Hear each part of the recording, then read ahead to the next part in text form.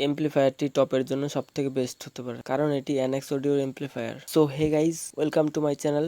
আজকের ভিডিওটি দারুণ একটি ইন্টারেস্টিং ভিডিও থাকছে আপনাদের জন্য, কারণ এই ভিডিওতে আমি নিয়ে এসেছি NX অডিও কোম্পানির একটি পাওয়ার এমপ্লিফায়ার। এই ভিডিওতে এই এমপ্লিফায়ারটির ফুল রিভিউ করব এবং এই এমপ্লিফায়ার আমরা কত লোড দেবো সেটা নিয়ে আলোচনা করব এবং এর অ্যাপ্রক্সিমেটলি প্রাইস নিয়ে কথা বলবো। তাই ভিডিওটি পুরোটা দেখতে থাকুন। ভিডিওটি শুরু করার আগে চ্যানেলে যদি নতুন হয়ে থাকেন তাহলে চ্যানেলটি সাবস্ক্রাইব করে বেল আইকনটি প্রেস করে দিন, কারণ আমাদের চ্যানেলে সাউন্ড সিস্টেমের সকল তথ্য প্রতিদিন ছাড়া হয়ে থাকে। তো চলো গাইজ, দেরি না করে ভিডিওটা শুরু করা যাক। আজকের এমপ্লিফায়ারটির মডেল নম্বর হচ্ছে C20। এই এমপ্লিফায়ারটি আমাদের 8 ohms-এ 1350 ওয়াট আউটপুট দিয়ে দেয়। 4 ohms-এ এর আউটপুট হচ্ছে 2100 ওয়াট এবং 2 ohms-এ এর আউটপুট হচ্ছে 3000 ওয়াট পার চ্যানেল আউটপুট। ব্রিজ মোড 8 ohms-এ এই এমপ্লিফায়ারটির আউটপুট হচ্ছে 4050 ওয়াট আউটপুট এবং ব্রিজ মোড 4 ohms-এ এর আউটপুট হচ্ছে 5400 ওয়াট আউটপুট। এটি একটি 3 স্টিপ H ক্লাসের এমপ্লিফায়ার। এর ডাম্পিং ফ্যাক্টর হচ্ছে 500। এমপ্লিফায়ারটির নেট ওয়েট হচ্ছে 43 কেজি। তো গাইজ, এই ছিল কিছু এমপ্লিফায়ারটির টেকনিক্যাল স্পেসিফিকেশন।